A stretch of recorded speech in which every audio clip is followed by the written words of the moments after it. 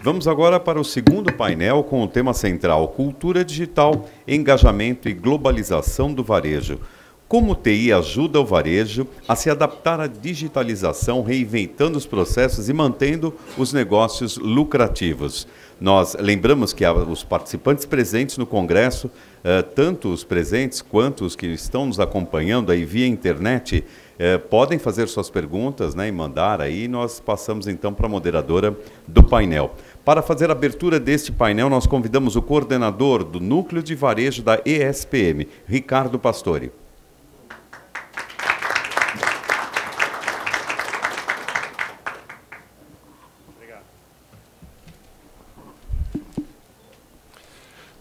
Bom dia a todos. É o sexto ano consecutivo, né, que eu participo aqui do TI Varejo com muita alegria. Então, acompanho o desenvolvimento desse congresso desde o seu início, né, e hoje vou estar com vocês aqui participando desse painel. E eu inicio fazendo algumas provocações, né.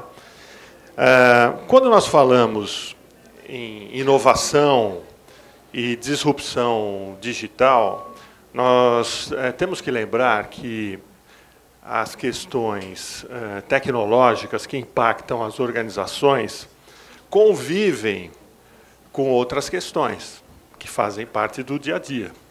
Então, quando nós estamos fazendo lá o nosso exercício de planejamento estratégico, quando a gente está lá naquelas dinâmicas colando os papeizinhos, né, durante essas atividades, uma das caixinhas é tecnologia, mas nós convivemos também com questões demográficas, legais, políticas, econômicas, né? Isso vem tomando muito a atenção, a energia das empresas.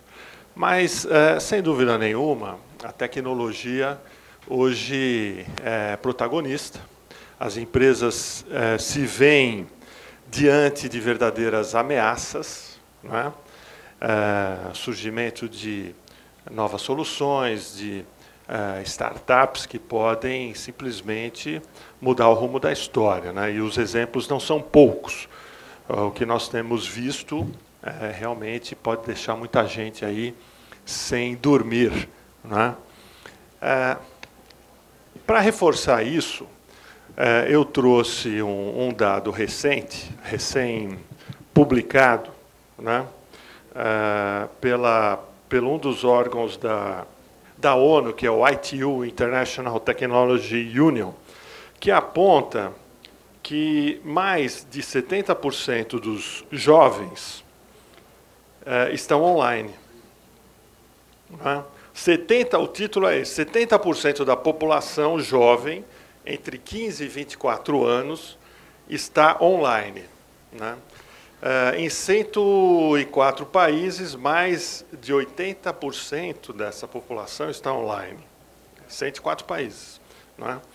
Nos países desenvolvidos, essa proporção aumenta para 94%.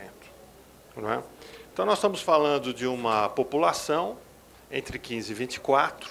Né? Se a gente for para o extremo, 24, já deve estar no mercado de trabalho, já deve estar consumindo. Né? E a tendência é que essa população envelheça e o quê? Mantenha seus hábitos. À medida que essa população envelhecer, ela vai continuar online.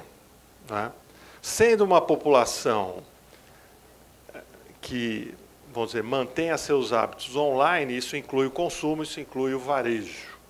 Né? Qual o impacto que isso vai trazer para as nossas organizações? Né? Então, esse é um dado que não é novo, mas ele reforça o que está acontecendo. Né? Agora,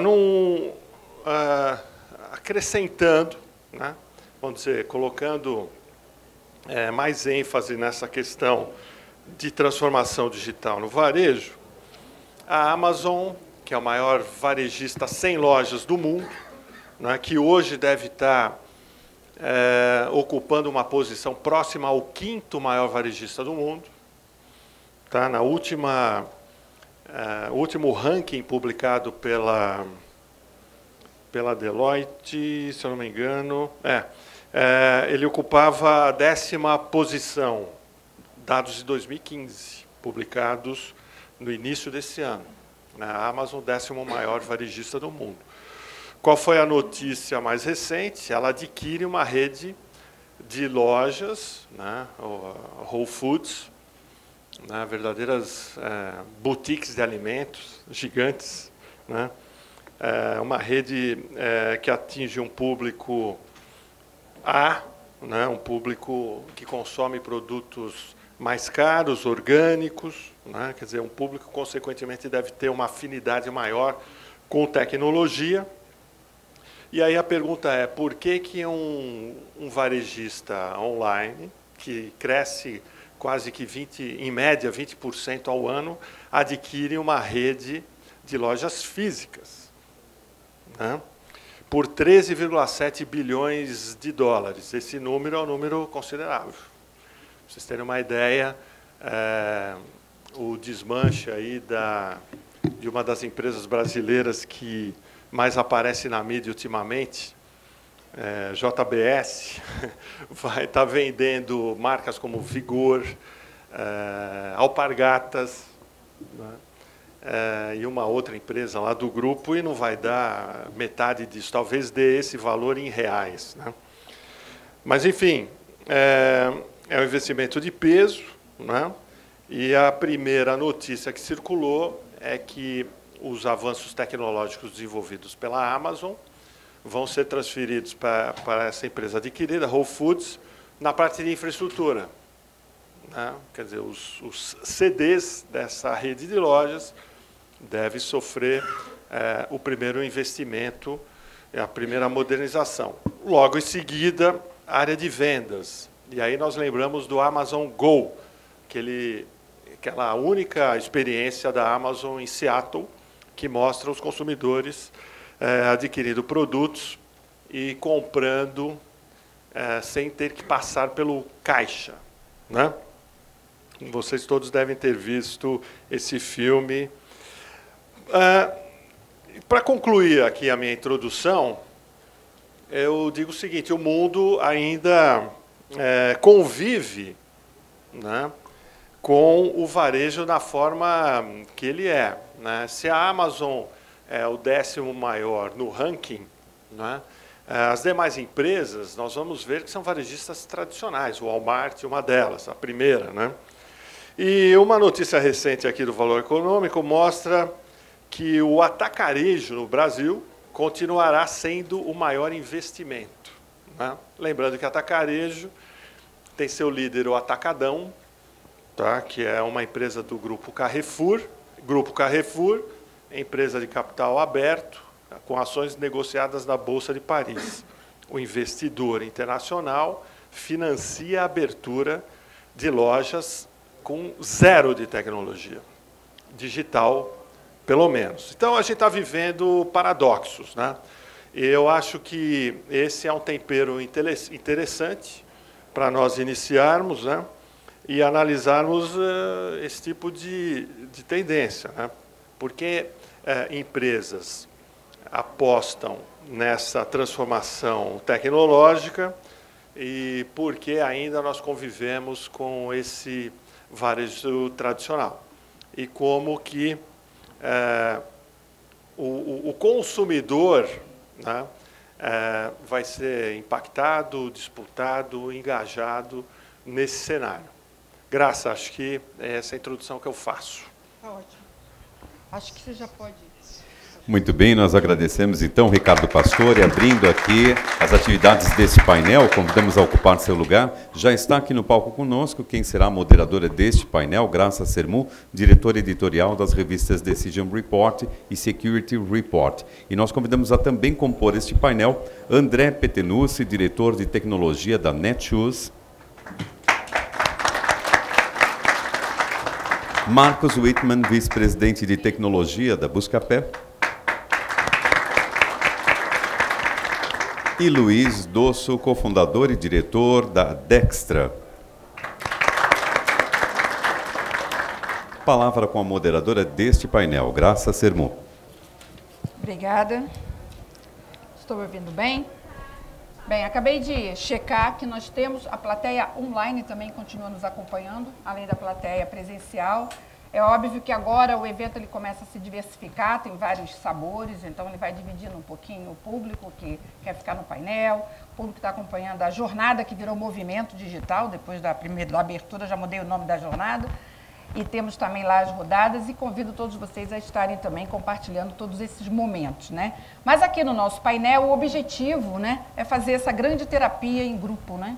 E eu sou aqui, não sou formada em psicanálise, mas acabo tendo um pouco essa função de tentar, de certa forma, tirar de vocês um pouco do conhecimento que cada um tem e compartilhar aqui com todos, porque eu acho que um dos objetivos do nosso trabalho no Congresso TI Varejo é exatamente esse, né? Trazer toda essa comunidade e fazer com que vocês compartilhem visões, experiências, enfim.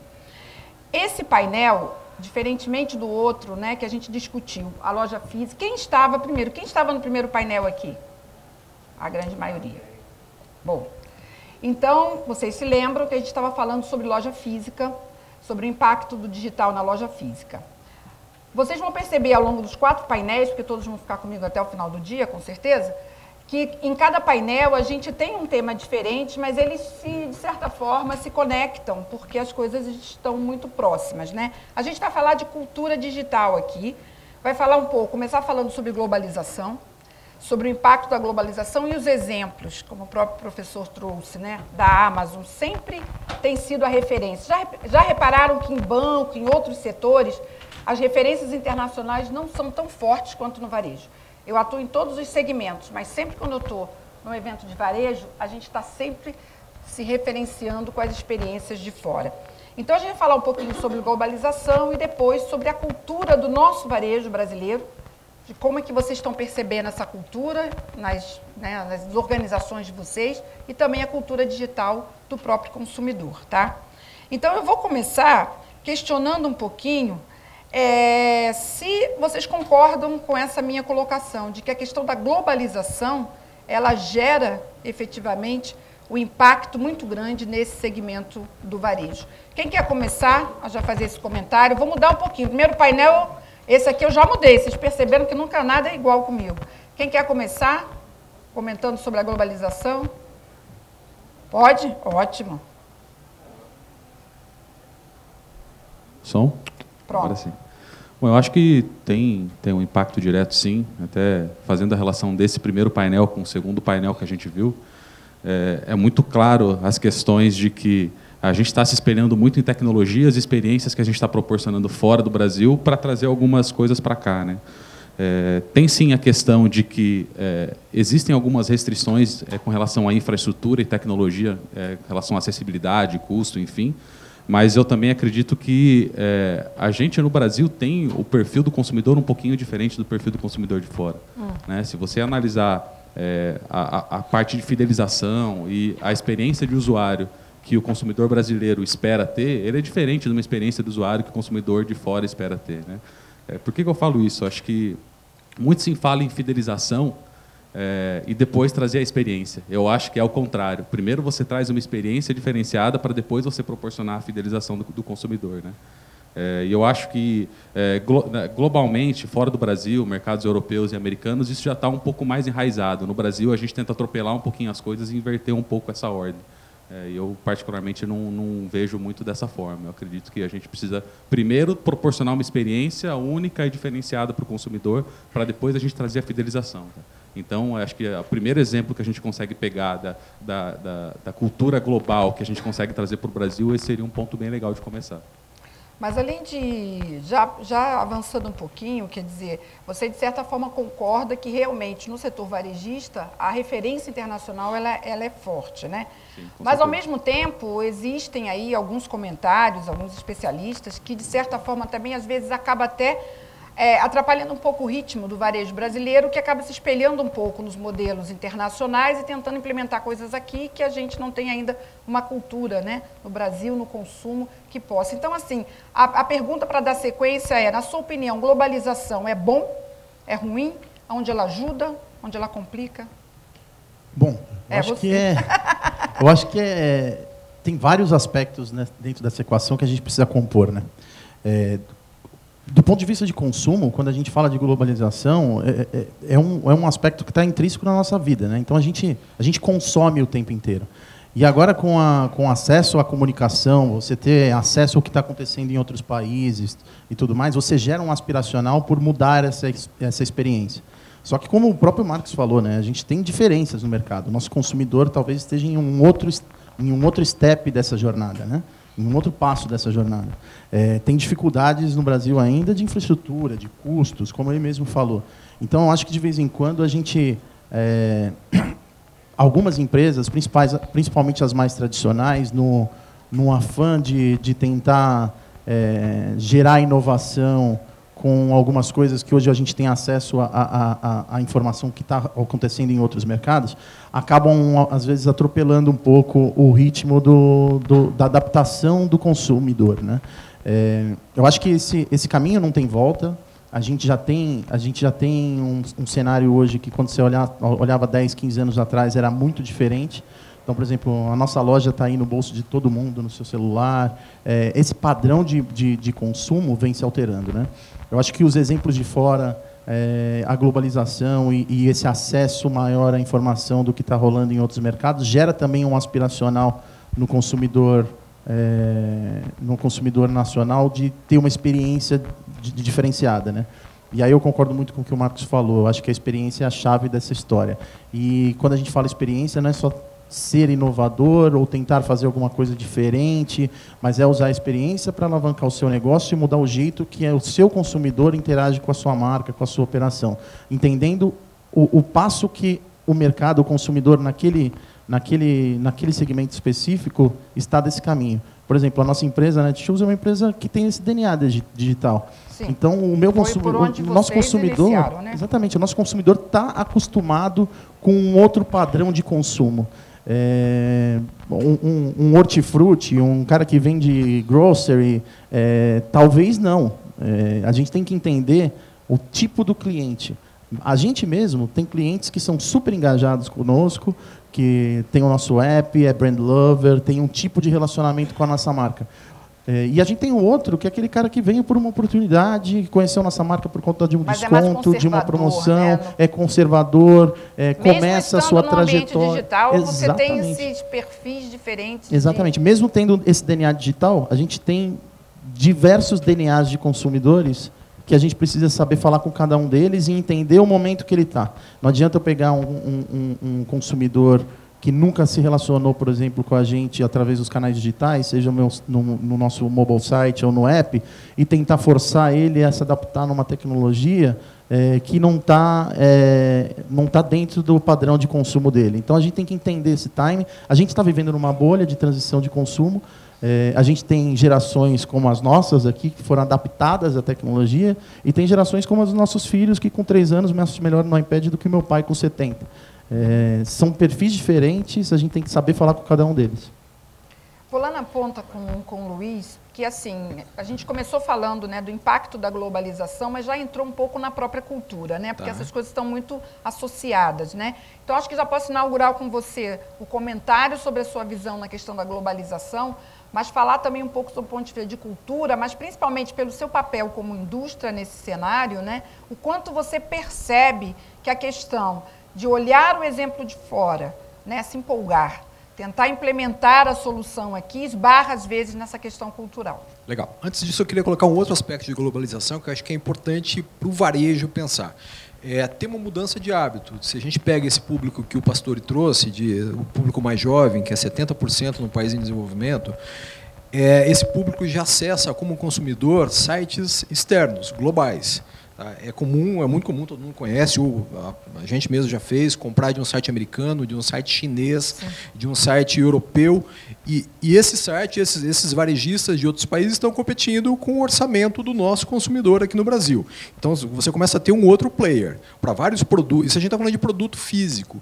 Se a gente falar de produtos digitais, que eu não tenho a complicação do frete, isso vai ser entregado imediatamente, e aí esse público jovem consome muito mais disso aí, comprando coisas para game, produtos puramente digitais, tem um outro competidor global. Então, isso é uma tendência que eu acho que vai ficar cada vez mais forte e tem que estar no radar da estratégia do varejista nacional. E aí, sim, tentar explorar essas coisas que são nossas, que são locais. Quer dizer, o que você está falando que a questão da globalização não é só no sentido de ver exemplos de fora, é que a globalização impacta diretamente porque o consumidor agora está em qualquer lugar. Exatamente. O consumidor é um consumidor global, mesmo com as barreiras que existem hoje, logística, de tributação, mas acho que todo mundo aqui, quem já comprou de um site externo e mandou, quem comprou de um site chinês já? Eu já comprei. Acho que todo mundo aqui. Quantos já compraram? Já o pessoal comprou. É tímido. Vamos levantar a mão. É.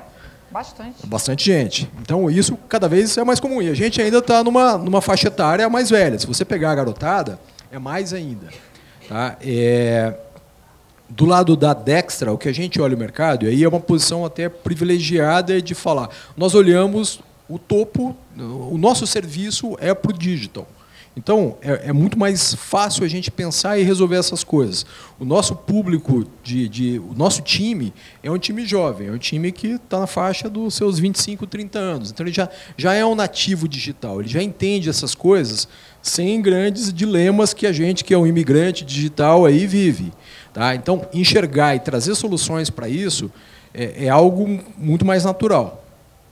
Pastor, voltando e tentando, né, a partir do que foi colocado, avaliar um pouco na sua opinião, né? Então, a gente olhou um pouco a globalização, o aspecto de referenciar o próprio varejo, de mostrar tecnologias e, de certa forma, nortear, mas também vimos aqui que cada um tem que encontrar, né, o seu próprio DNA. E o Luiz, agora, no final, trouxe um aspecto interessante também, que é o consumidor global. Então, eu volto com a pergunta para você. A globalização, ela ajuda? Ela desafia, na sua opinião, o que ela traz de bom e de ruim também? Ela desafia. O Brasil não tem uma boa tradição nisso, nós somos historicamente fechados, né? E isso retarda o nosso desenvolvimento, o desenvolvimento das empresas, né? Agora, é bom lembrar, foi muito bem lembrado, que a globalização são dois sentidos, de lá para cá e daqui para lá. Não é? E nós temos um mercado muito maior lá fora. Não é?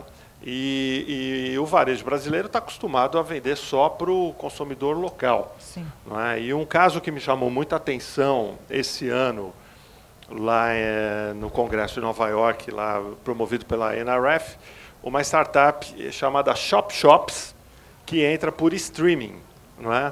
Então, o consumidor na China escolhe uma loja em qualquer lugar do mundo, o exemplo dado lá foram lojas americanas, em São Francisco, Nova York e tal, não é? E eles quebram totalmente o formato de e-commerce do jeito que nós conhecemos. Não é? Então, por quê? Porque a afirmação é a seguinte, a constatação é a seguinte, o varejista de loja física se desenvolve, as lojas são bonitas, são atraentes. Não é? É muito mais interessante você ver uma bolsa exposta, com merchandising, o projeto de VM adequado, não é? Presente lá junto com outros produtos, do que uma fotinho numa página estática. Né? Então, essa startup permite que o consumidor entre por streaming numa loja, seja atendido, né? E o produto é demonstrado ali como se ele estivesse ao vivo. Né? Então, a gente está vendo que existem ferramentas para o varejista brasileiro atingir outros mercados. Agora, essa é uma questão que nós devemos colocar para os varejistas, né? Se isso está na pauta ou em que grau de prioridade se encontra. Né? Eu queria aproveitar a presença da Netshoes e do Buscapé como usuários aqui nesse painel, porque vocês comentaram sobre o próprio perfil, né? Mesmo que se você esteja falando de um varejo digital, você também trabalha com perfis. Como é que vocês têm trabalhado essa questão da cultura digital desse consumidor? Como é que vocês têm avaliado isso? Como é que isso tem sido importante para vocês avançarem, tanto em recursos tecnológicos, tanto em serviços diferenciados? O quanto que isso impacta? Eu queria ouvir vocês dois sobre isso, para depois ouvir os especialistas também. Bom, esse assunto é complexo, né, Graça? Porque a Netshoes ela não é somente uma operação, né? Então a Netshoes tem as nossas marcas próprias, Netshoes, Zattini e Shoestock. todas as marcas de parceiros que a gente também opera os sites, as operações de e-commerce, e não só no Brasil, mas no Brasil, na Argentina e no México. E, além disso, a Shoestock a gente tem uma loja física, que é a única loja física que a gente tem hoje no portfólio. Sim, de operações. Já ia perguntar, né, sobre ela. Que todas as mulheres conhecem. Ficou bonita demais. E tem sido o nosso xodó, do ponto de vista de testar outras coisas, de ter um ambiente diferente para poder conhecer o cliente. A Netshoes tem, no seu passado remoto, aí, já teve uma loja física antes de investir 100% no e-commerce, e agora, desde o Dia Internacional das Mulheres, a gente reabriu a loja da Shoestock. Então, assim como eu falei na primeira vez, são públicos diferentes, em amadurecimento digital diferente. Imagina, o público no México, na Netshoes, tem um comportamento diferente do Brasil. Tem uma digitalização diferente, assim como na Argentina, e assim como nessas verticais. Então, o nosso público de esporte tem um comportamento, o nosso público de moda tem outro comportamento, nosso público de beleza, que é outro segmento que a gente também atua, tem outro comportamento. Eu acho que a grande sacada é a gente entender que não tem uma solução para tudo. A gente precisa entender quais são as soluções para cada passo dessa jornada, e em cada ambiente que ele está, né? Então, e vocês vão avaliando, quer dizer, a pesquisa acaba sendo de campo mesmo. Vocês vão avaliando o comportamento desse consumidor nesses canais, e em função disso vocês vão dosando o que você vai disponibilizando. Exatamente. É que a gente tem uma vantagem ao varejo físico, né? Que o varejo físico hoje ele está passando por uma digitalização, mas a gente no e-commerce já nasceu com isso. Então, eu sei de cada cliente que entrou no nosso site, quanto tempo ele ficou, em quais páginas que ele passou, qual foi a navegação que ele fez, qual foi a categoria, qual produto que ele viu, qual produto que ele comprou, qual produto que ele avaliou. Tudo isso gera uma imensa massa de dados que a gente consegue mapear padrões, mapear segmentos de cliente, os seus dados pessoais, e também os dados que você disponibiliza nessa interação. Agora, o quanto que essa cultura digital, porque vocês fizeram um caminho inverso, né? Então a gente tem que perguntar o quanto que essa cultura digital ajuda na hora de você avaliar a loja física, o comportamento na loja física. Dá ou a gente está falando de coisas diferentes? Dá porque você já tem o conceito. Às vezes tem coisa que a gente quer fazer na loja física, porque a gente tem o conceito do como olhar o cliente, que tipo de informação que a gente precisa tirar dele, e que tipo de comportamento que a gente quer mapear, que tipo de produto que ele vê, onde ele frequenta a loja. E até, eu acho que no varejo físico, de uns 10 anos para cá, cresceu muito o número de soluções de analytics e que conseguem fazer esse traqueamento de um comportamento que é mais presencial, físico e não online, que era de uma forma mais fácil e fluida que nem a gente tem no online. Mas eu acho que o catch-up que a gente fez de abrir uma loja física depois de ter 17 anos de DNA online é um catch-up mais fácil de fazer no momento atual do que uma empresa que tradicionalmente foi loja física e agora precisa estar num campo diferente, muito mais digitalizado. Vou parar aí para consultar os universitários. Você concorda, professor? Concordo integralmente. Que uma empresa que começou com uma cultura digital tem mais facilidade de ir para o mundo físico e levar essa cultura do que o contrário? Sem dúvida. O início foi inverso, né? As empresas e-commerce se baseavam nas práticas tradicionais de varejo, né? Hoje não, inverteu, né? Inverteu porque o varejo digital tem muito a ensinar e a transformação vai ser exatamente assim, né? O varejista baseado em lojas físicas, ele vai ter que adquirir essa cultura. Provavelmente a gente vai ver aquisições. O Walmart fez isso, ao mesmo tempo que a Amazon adquiria Whole Foods, a Walmart adquiriu Bonobos, né? Uma loja de marca masculina. Exatamente. Tudo bem que a proporção é bem menor, mas o Walmart, com todo o seu gigantismo, precisa aprender com as empresas online essa nova cultura, precisa adquirir, né? E que é fundamental para a sobrevivência, seja do físico. Fundamental, né? Para a sobrevivência. Do exatamente. Físico, né? A cultura digital como necessária para a sobrevivência do físico. Elas vão navegar num território assim muito comoditizado, não é, sem fidelização, onde preço vai imperar, né? Quer dizer, essas grandes organizações ainda têm uma sobrevida razoável, mas os menores é uma situação... Agora, só para concluir, eu salientei agora há pouco uma fala da dona Luiza Helena, né, a presidente do Conselho do Magazine Luiza, que ela já usa o seguinte discurso para definir a empresa dela, né, que Magazine Luiza é uma empresa digital baseada em lojas físicas. Eu acho que é brilhante, o discurso está legal, vamos ver a prática, né? Marcos, fala um pouquinho para vocês como é que está sendo, compartilhar quase um mini case aí no nosso painel, depois eu passo para o Luiz comentar também, mas como é que é para vocês lidar com essa questão de cultura digital desse público, porque eu percebi que também existe, mesmo no mundo digital, desafio de perfis diferentes, consumidores diferentes, hábitos diferentes também nesse universo digital, né? O Buscapé agora está passando por um momento diferente, né? A gente está se tornando marketplace também. Isso traz naturalmente os mesmos desafios do que outros grandes varejistas já vêm passando no mundo de marketplace. Por quê? Quando você traça as personas, né? Quando você está falando de marketplace, você está trazendo pessoas para dentro do seu site completamente diferentes, com intuito completamente diferentes, para consumir produtos completamente diferentes, né? A famosa cauda longa, e a gente tem que lidar muito bem com isso para conseguir conduzir o consumidor de uma forma a ele encontrar ou ele consumir o conteúdo e conseguir efetuar uma compra necessariamente dentro do âmbito online. Indo um pouquinho para a questão de que o online, a transição do online para o offline ela é mais simples, eu concordo. Mas a gente, no Buscapé, a gente está enfrentando alguns desafios também, e a gente está fazendo uma imersão no mundo offline também, que é trazer lojas offline para venderem dentro do Buscapé como marketplace. Tá. E o que a gente está sentindo com isso? Assim, acho que essa questão de globalização que a gente estava falando antes, toda a questão de segmentação, criar uma experiência única para o usuário, ela é muito mais madura no mundo online.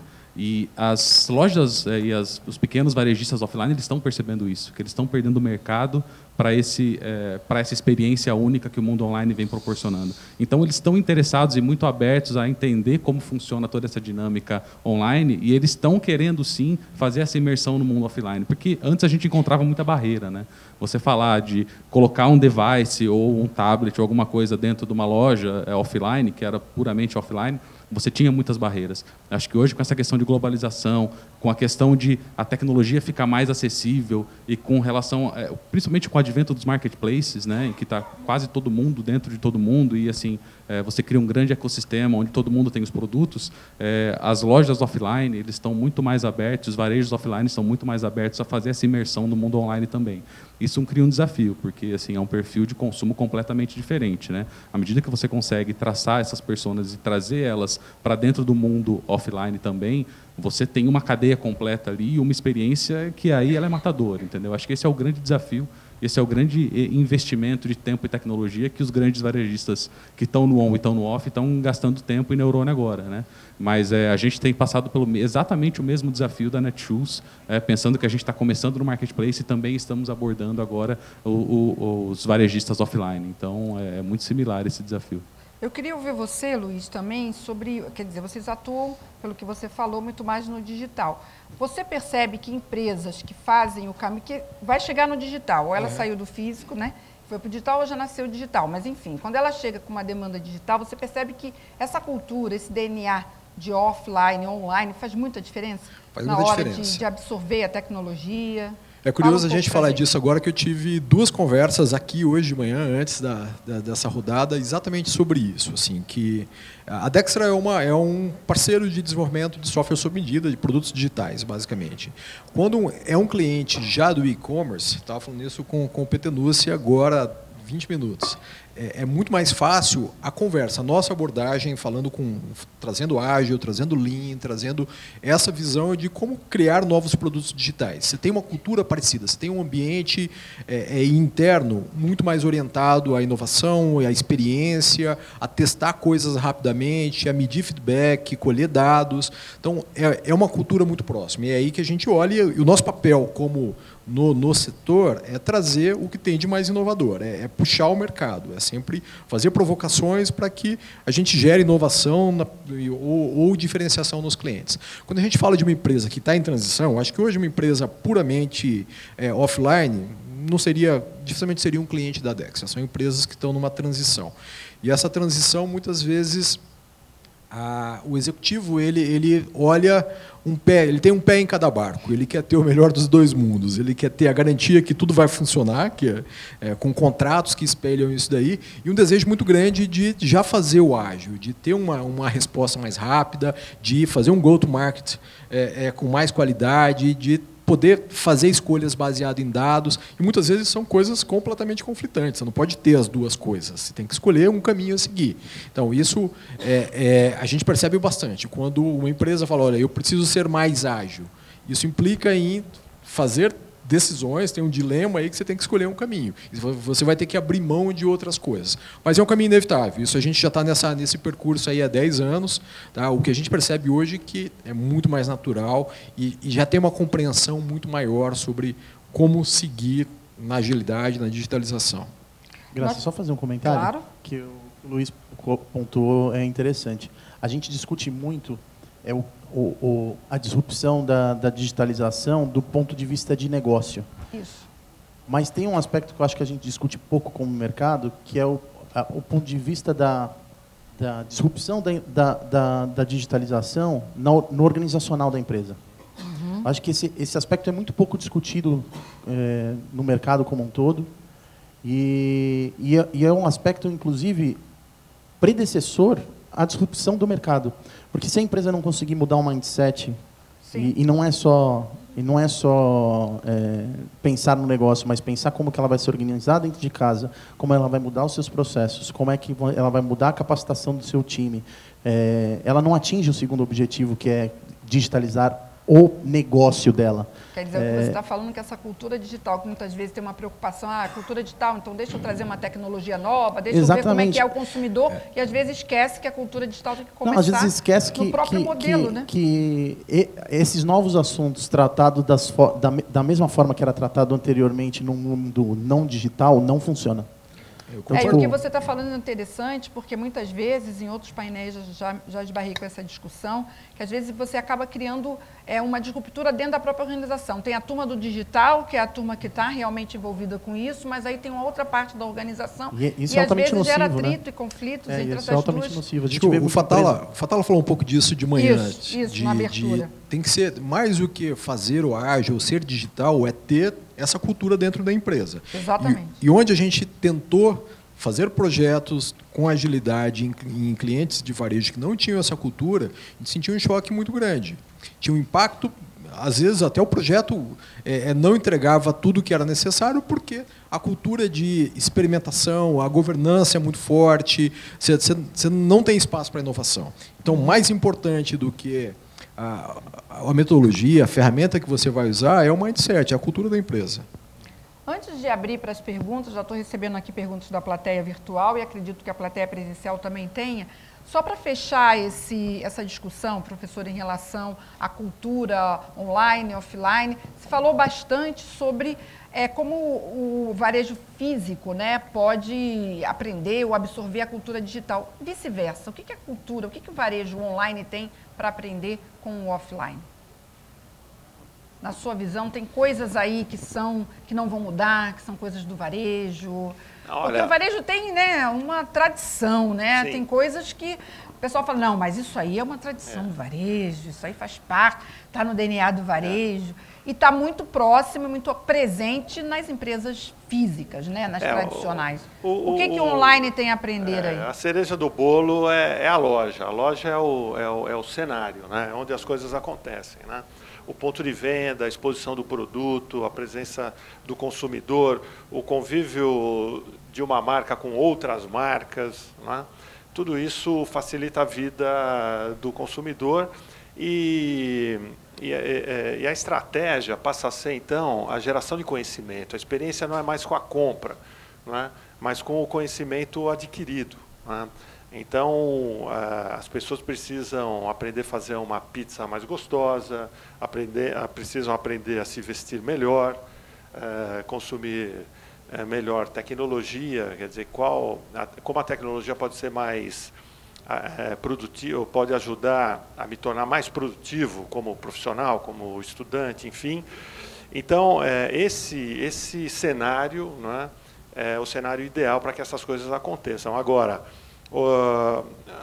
o avanço tecnológico tem sido tão dramático e tão rápido, né, que não dá para dar as costas para isso. Então, essa nova loja que nós chamamos lá no núcleo de varejo da SPM, a loja 4.0, né, ela passa a funcionar com os elementos tradicionais, físicos, tangíveis, mesmo os conceitos intangíveis de marca, design, etc. e tal, mas também tecnologias como inteligência artificial, meios de pagamentos, estratégias para engajamento, os displays interativos, ferramentas para a gestão de loja, né? Então, nesse momento, nós estamos conduzindo 2 estudos, um especificamente sobre Omnichannel, né, que mapeia toda a produção acadêmica em Omnichannel até o momento, e é pouca, né? Quer dizer, esse é um tema novo no aspecto global, e um outro estudo que faz um comparativo de startups de varejo,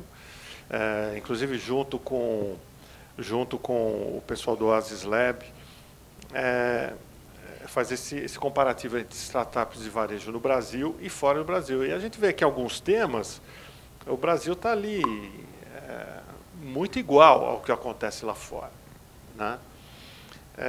Então, na verdade, quando o professor começou falando, eu entendi, quer dizer, percebi que tem algumas coisas que são tradicionais, ou pelo menos são importantes. São né? importantes. Tiraria a palavra do varejo independente se ele for online. Quer dizer, todo mundo tem a aprender com todo mundo. Eu tenho uma pergunta aqui, que é muito interessante, que está vindo aqui da plateia virtual, e vou trazer aqui, eu acho que um de vocês aí, com certeza, pode comentar. Trazer o que tem de mais inovador não necessariamente tem a ver com tecnologia, certo? Dependendo da minha demanda, uma simples implementação de Wi-Fi pode trazer uma cultura digital para a empresa e também para o consumidor. Vocês acham? Ou tem um limite aí entre o que você vai trazer realmente de inovador ou não? Quer dizer, usou aqui o exemplo do Wi-Fi, referenciando talvez uma loja física, mas a pergunta quer dizer o seguinte, quer dizer, qual é a barreira, qual é esse limite se realmente você está trazendo alguma coisa que é de verdade inovadora? Eu acredito nisso sim. Na verdade, hoje em dia você tem tantas opções para se inovar, que eu até vejo que dentro das empresas online, um dos principais problemas seja a perda do foco na inovação. Assim, o que é inovação para o seu cliente? Assim, você tem tanta inovação, tanta opção, que se você tentar atacar o todo, você vai perder o foco e você não vai atingir seu cliente. Então, eu acredito sim que identificando o foco e o que seu cliente realmente precisa, você atacar aquele ponto cirurgicamente, é claro, entrar com uma inovação é sempre legal, né? Mas até complementando um pouco o que o professor estava falando agora, eu acho que o mundo online ele tem muito a aprender com o offline na questão de manter a humanização da relação. Assim, a gente fala tanto de... Falando, né? A gente fala tanto Fazer a melhor pizza continua valendo, independente se é offline ou online. A gente esquece disso às vezes, né? A gente está falando tanto de inovação, disrupção tecnológica, globalização, que a gente esquece que, às vezes, o cliente só quer um contato físico, às vezes ele só quer ser chamado pelo nome, ele não quer que você fique em cima dele, importunando o tempo todo. Então, acho que a gente não pode esquecer disso, e eu acredito sim que inovação em excesso faz a empresa perder o foco, e isso é um grande problema. Porque você perde o foco no cliente de verdade. Vocês gostariam de comentar também se inovação demais pode Eu acho que eu tenho a acrescentar. Concordo 100% com o que o Marcos falou. A gente vive num momento de mudança acelerada, onde tem uma pressão por inovar, por se diferenciar da concorrência. Sim, parece que, né, isso vira um mantra que todo mundo tem que, de manhã, quando acorda... É um imperativo. Já fazer a oração. Né? E nem sempre, assim, sem uma análise mais profunda do que faz sentido para o seu público, sem conhecer bem o seu cliente, você corre o risco de lançar coisas que não vão dar certo. Mas pensando nesse mercado digital, falhar no lançamento de uma inovação não é um problema, é quase que natural que isso aconteça. A questão é que tem que ser percebido rapidamente e corrigido, muitas vezes abandonando um serviço, uma linha de produto, mas, basicamente, antes disso acontecer, ter uma análise principalmente baseada em dados. Só complementando a pergunta, eu concordo com a afirmação de que a gente não precisa só do digital para inovar. A gente pode inovar em outras frentes que não necessariamente estão ligadas à digitalização. Mas a potencialização dessas oportunidades passa pelo digital. Por exemplo, oferecer um Wi-Fi numa loja é importante para o cliente do ponto de vista de conveniência, mas ele poderia trabalhar com inteligência em cima disso, que foi o exemplo que ele deu, e fomentar que o cliente use o Wi-Fi para você entender que tipo de showrooming ele está fazendo dentro da sua loja. Por exemplo, ele ficou na frente do seu produto e entrou ali e entrou num dos nossos sites para procurar quanto que está custando em outra loja. Então, tipo, você pode inovar num atendimento, no processo de humanização que ainda o varejo online, físico, por conta até de uma barreira de dispositivo, obviamente está na frente do varejo online, mas na potencialização dessas experiências com o digital traz oportunidades diferentes, né? Graça, só para concluir, eu acho que existe uma expectativa com a marca ou com a empresa em geral, né? Então, um varejista, dependendo do porte que ele tem, a presença no mercado que ele tem, o consumidor que ele atende tem uma expectativa. Então, se ele não corresponder a essa expectativa, ele está correndo o risco de ser esquecido, ser substituído. Portanto, qual é o nível, né, da expectativa desse consumidor? O Wi-Fi pode atender? Talvez sim, né? Mas dependendo da empresa, da loja, etc. e tal, a expectativa é muito maior do que essa. E isso precisa ser seriamente mapeado.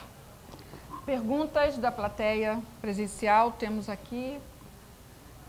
Desse lado também. Opa, ótimo. Agora a virtual vai esperar um pouquinho. Eles já estão mandando aqui, mas deixa eu ver lá. Bom dia. Tá? Meu nome é Paula, eu sou da Westcom Group.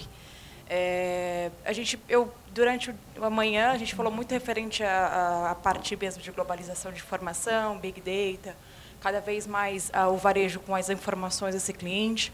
E esse ano nós tivemos 2 casos que foi de questão de cybersecurity, né? A gente teve 2 ataques cibernéticos, um deles maior, que foi o WannaCry.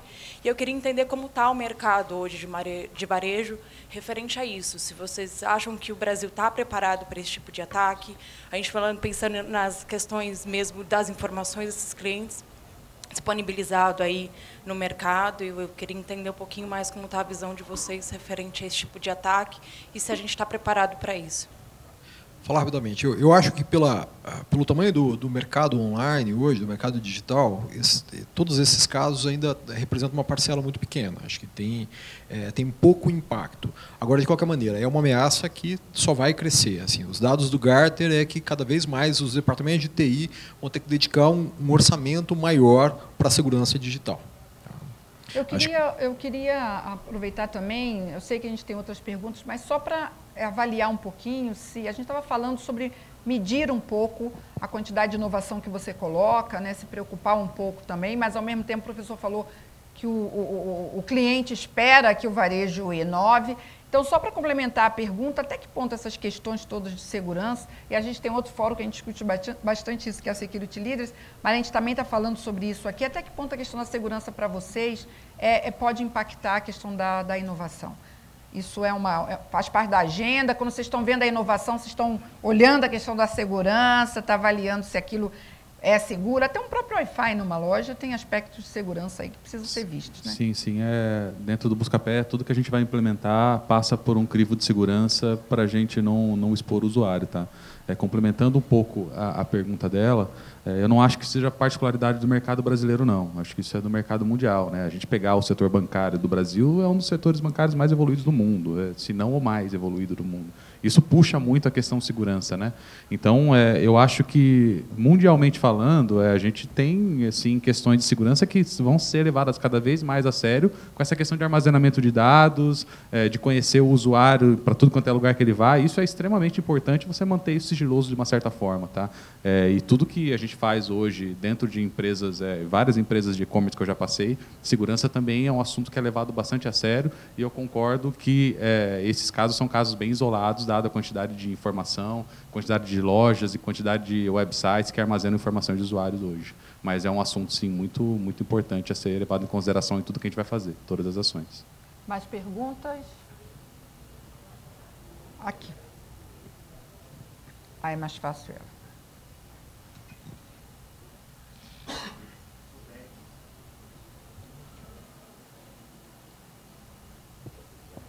Acho que já está ligado. Testa aí. Não, onde está? Vamos facilitar. Oi, eu sou o Derek, sou da Arista do Brasil Alimentos. Acredito que seja mais direcionado para vocês dois, mas gostaria de saber o quão difícil está sendo superar essa barreira, esse medo referente às mudanças que vocês estão enfrentando nos clientes ou até nos varejos offline, no seu caso. O quão difícil é vocês passarem por isso, né, referente a essa cultura desses clientes ou, né, enfim, para colocarem nesse mundo digital, nessa nova onda? Deixa eu começar. Acho que tem os dois aspectos que a gente já falou aqui, né? Tanto a questão de mudança do mindset cultural, isso é sim uma barreira, até para as empresas digitais, assim, a mudança cultural está sendo muito grande, né? Empresas já mais tradicionalmente conhecidas no mundo digital estão tendo que passar por essa transformação também, e isso é óbvio que se reflete também no varejo tradicional, no varejo offline. Mas com relação à barreira a ser rompida e trazer o cara para o mundo online, pelo menos o que a gente vem sentindo no Buscapé, como eu te falei, está sendo muito menor essa barreira hoje. As pessoas estão sentindo realmente essa necessidade, elas vão atrás, por mais que elas não tenham conhecimento, não tenham capacitação para fazer isso. Assim, você tem diversas plataformas, diversos marketplaces que estão ajudando essas pessoas nesse primeiro contato com o mundo online. E aí isso está agilizando muito o processo de amadurecimento. Mas existe sim uma barreira, é óbvio. Concordo. A gente tem que pensar que o empresário, seja ele do varejo, de qualquer segmento, ele é conservador e pragmático ao mesmo tempo. Tá? O conservador ele não vai fazer o primeiro movimento, mas se ele perceber que isso já está acontecendo e funciona, ele vai repetir isso daí. Tá? Então, favoravelmente a gente, existem casos no Brasil, no mundo, cada vez maiores. Então, o que a gente percebe, por exemplo, hoje é muito mais fácil você vender um projeto ágil do que era há 5 anos atrás, onde a gente tinha que evangelizar o mercado, o que era o ágil, quais os benefícios. Hoje já existe uma compreensão, já tem uma procura espontânea. Bate na porta da Dexter e fala, eu quero fazer um projeto de desenvolvimento ágil. Então, a grande questão é essa, mostrar que isso funciona e que isso traz benefício. Não é uma inovação meramente por si só. Ela está alinhada com o negócio e ela traz benefício com o momento de negócio atual. Tá? Então, na cabeça de todo mundo, principalmente quem está na área de TI, de varejo, entende que isso é inevitável. Ou seja, é uma questão de tempo para acontecer essa mudança cultural, para você ter uma outra abordagem. Até complementando, a gente, se você parar para observar, os executivos das empresas, mesmo de internet, são uma faixa etária geralmente maior e não foram disciplinados e não começaram a trabalhar nesse modelo de cultura ágil, né? A gente, no Buscapé, a gente tenta fazer um processo que a gente chama de colaboração por osmose, porque isso geralmente começa dentro da tecnologia, está começando a se formar uma área de produto dentro das empresas e isso vai sendo levado para cima, né? Cada vez mais os executivos têm a visibilidade de que fazer dessa forma é mais rápido e é melhor, né? Essa cultura incremental, de se trabalhar com entregáveis mínimos, de se provar realmente a efetividade de algum projeto antes de colocar ele para produção em massa. Isso está sendo levado muito a sério pela área de tecnologia, mas eu acredito que ainda pelos grandes executivos das empresas isso está sendo provado. Tá? A gente está passando por esse momento de transformação. Isso falando do varejo online, falando do varejo offline ainda tem muito mais desafio. A gente acabou de uma pergunta aqui, ó. A gente acabou de ver um caso hoje de manhã, que foi a palestra de abertura do Fatala. Tá, o Fatala é o responsável por digital. O Fatala tem seus 30 e poucos anos, ele está por aí. Acho que todo mundo tem acompanhado a valorização das ações do Magazine Luiza. Em agosto de 2016 estava R$ 60, hoje está 460. E boa parte dessa valorização é a estratégia de digital do Magazine Luiza, que está na cabeça do Fatala e do Fred. Então, vamos dar oportunidade aqui. Monitora, é só porque não tem aquele, né? Quem apertou primeiro? Foi ele, olha, ela é justa, viu? Então você. Depois eu passo para ela. Vamos só fazer as perguntas mais rapidamente, para a gente conseguir dar oportunidade para todos. Tá, ok. A gente falou muito da digitalização, digitization, voltada para o consumidor. Tá? Eu queria saber como é que está esse aspecto de digitalização dos processos internos. Por exemplo, como é que eu estou comprando? Como é que eu estou abastecendo as lojas na realidade do Omnichannel, quando eu estou vendo as minhas lojas agora, tendo que atender clientes? Antes o produto saía do CD, ia para o cliente, agora não, a gente já está vendo sistemas que o produto pode sair de uma loja para atender um cliente do online. Como é que está a digitalização dos processos do back-office? Eu queria que o Marcos respondesse, porque acho que foi você que comentou sobre a importância da cultura digital na organização, né? No todo, né? Eu acho que... Não só na gestão, mas em todo o processo. Porque o varejo, quando a gente olha assim, a gente tende a achar que é a ponta, né? E, o consumidor é quem está comprando, ele tem todo um processo, né? Como ele falou. Então, né? eu só respondendo a pergunta antes, eu concordo contigo quando a gente fala que a gente olha muito a venda, e o varejo não é só a venda, né? É a compra, é o planejamento, toda, é a logística, né? É a entrega, o supply. E eu acho que a grande mudança que a gente fez dentro de casa na Netshoes nos últimos 2 anos, para que a gente não olhasse somente a venda, passou pelo aquele comentário que eu fiz ao comentário do Luiz. Foi como a gente mudou dentro de casa para conseguir entender que a gente não tem que ser só ágil no ponto de vista de marketing e experiência do cliente. Então, acho que um aspecto que a gente deveria explorar mais nesses debates é como que a empresa se transforma dentro de casa, nos seus processos, nas suas organizações, na sua rotina de gestão, reporte e execução, para que isso seja verdade, não somente naquela ponta onde todo mundo já está fazendo, que é fazer seu próprio site, fazer sua própria operação online, que é muito pouco perto da disrupção que você pode gerar na cadeia inteira. Então, lá na Netshoes, o que a gente fez é que a gente conseguiu estruturar um time de produto, como o Marcos falou. Hoje no departamento de tecnologia da Netshoes, a gente já está com mais de 300 funcionários. A gente tem investido pesado em tecnologia, a gente se define como uma tech company, e a gente acredita que isso vai ser uma diferenciação nossa em relação ao mercado de e-commerce no Brasil. O que a gente conseguiu fazer de inovador e que é difícil de aplicar, principalmente nas empresas que ainda não têm essa cultura ágil, é que a gente conseguiu estruturar um time de produto, o produto fica dentro de tecnologia, só para você ter uma ideia de como a gente está organizado hoje, com uma interação muito forte com as outras áreas da empresa, e que no varejo tradicional a gente chama ela de negócio, apesar de eu não gostar, porque tecnologia também é negócio. A gente tem que entender que a nossa produção no varejo não é simplesmente a compra e a venda. No nosso caso, como uma empresa de tecnologia, a nossa produção também é software. Então, essas áreas precisam viver esses ritos. Então, eles precisam viver o rito ágil, junto conosco, participar de planejamento, de priorização de backlog, de daily, de grooming, de retrospectiva, de feedback. Esse processo de construção do produto, quando eu falo do produto de tecnologia, ele também é a parte produtiva da empresa. A nossa parte produtiva não é só comprar, estocar, entregar e atender o cliente. Uma empresa de aço, que produz o aço, a parte produtiva dela também é produzir o aço. A gente vende uma experiência a gente vende um produto, a gente está inserido no mercado de varejo, mas através de uma produção de tecnologia. Então, isso também precisa ser transformado. O histórico, a tradição dessas empresas, mesmo das nossas que já começaram digitalizadas, é que nesse passado de 10 anos atrás, a dinâmica era muito do tipo, o time de negócio tem uma ideia, tem um assumption sobre alguma coisa que vai funcionar, passa para a tecnologia tem que fazer, entregar. Essa dinâmica não funciona mais. Sim. A gente precisa transformar as empresas de dentro para fora.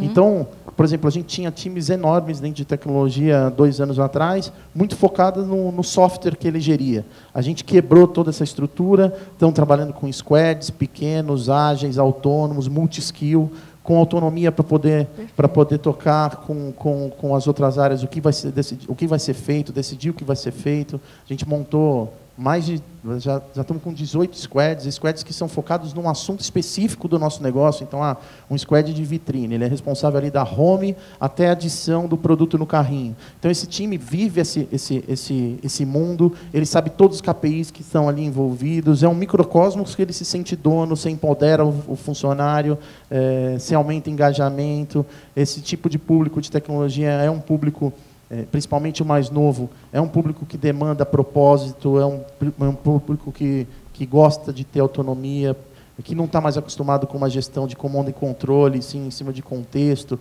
Então, essa transformação, a gente fala muito da disrupção do negócio.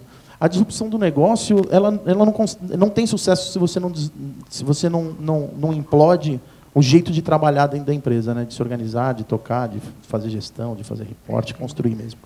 Você Muito quer bom. só complementar, porque eu quero dar o direito a Só ela de fazer uma complementando pergunta, porque ela cedeu a vez, então é rapidamente, justo. que lá na escola nós estamos, nesse momento, desenvolvendo novas metodologias para reflexões estratégicas, né? Porque os formatos tradicionais de planejamento estratégico muitas vezes não atendem a demanda desse cenário. Essa transformação. Né? Né? Então, a empresa precisa, olhar para dentro, né? antes de decidir transformar, ele precisa fazer seus exercícios durante a fase de planejamento estratégico. Isso também demanda novas metodologias, novas ferramentas. Temos um microfone aqui. Tá Você já está com o já. microfone, que ótimo. A pergunta é para o Marcos, também para o pessoal da Netshoes. Você comentou que vocês estão caminhando para marketplace, só que hoje a gente vê aí no mercado uma série de empresas, startups, que estão atuando aí como marketplaces e tem incomodado bastante as grandes empresas. Como que vocês estão inseridos dentro do ecossistema que envolve as startups? Ou vocês estão ignorando isso, ou vocês estão junto, trabalhando com alguma startup nesse processo? Falando do Buscapé especificamente, o Buscapé sempre foi uma empresa, foi quase uma incubadora, né, em algum momento do passado, aí não muito distante. A gente não está mais com esse foco, né, de sair comprando muitas empresas e muitas startups, mas a gente continua muito próximo desse ecossistema. Tá? Então, a gente mudou um pouquinho o nosso mindset de colocar todas as startups para dentro de casa, mas a gente ainda se apoia muito nas startups para a estratégia do digital. Então, a gente está sempre próximo ao que está acontecendo no mercado, tentando trazer isso para dentro de casa, tentando ajudar essas startups e acelerar o negócio do Buscapé. E, assim, lembrando que, quando você fala de marketplace, a essência do Buscapé sempre foi ajudar o consumidor a tomar a melhor decisão de compra. E a gente quer trazer isso para dentro do marketplace também. Tá? A gente, diferente dos marketplaces convencionais, a gente não tem produto próprio. Tá? Então, assim, o nosso foco vai ser muito, e ele é muito a experiência. Então, a gente quer dar uma experiência matadora e a gente quer auxiliar de verdade o consumidor a comprar bem. Tá? E, para isso, assim, a gente precisa pegar tudo que está acontecendo fora e trazer para dentro de casa, porque nossa visão, se ficar só como empresa, ela é muito míope. Para qualquer empresa é assim. Então, acho que para qualquer empresa que quer ficar na vanguarda aí de revolução digital, tem que ter essa proximidade com essas startups. Do nosso lado, quando a gente fala de startup, a gente costuma definir o que é uma startup pelo momento de vida dela, né? Então, tipo, é uma empresa que está crescendo, que ainda é pequena. Tal. Eu acho que startup não é só isso, é o mindset dela. A gente é uma empresa, um dos maiores e-commerces do Brasil, listada na Bolsa de Nova York, a primeira empresa fundada no Brasil a ser listada exclusivamente na Bolsa de Nova York, e a gente ainda se considera uma startup, porque a gente ainda tem esse mindset. Então, a gente se relaciona com esse mercado de diversas maneiras, né?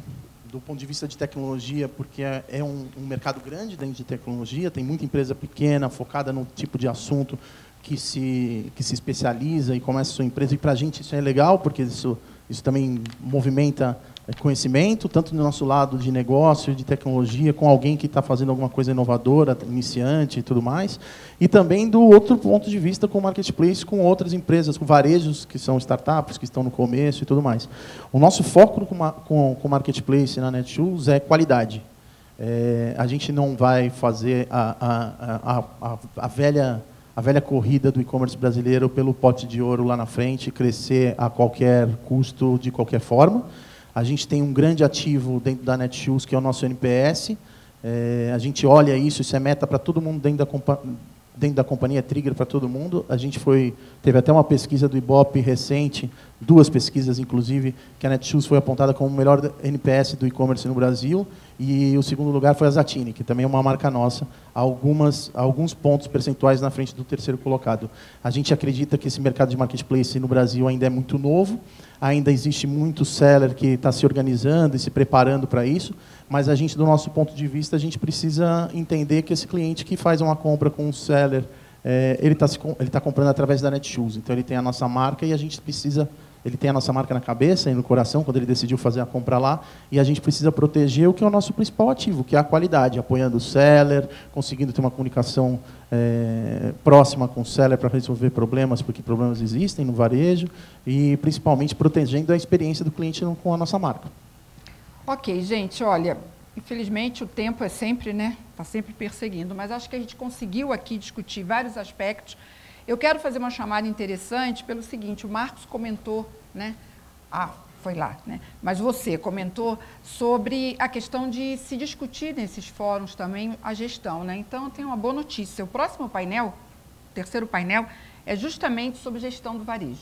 Quer dizer, a gente não vai falar só sobre o aspecto mais glamuroso da venda, do consumidor, da ponta, mas a gente vai falar sobre todo o processo de gestão e como o digital está permeando isso e a cultura. Então, convido vocês a estarem conosco.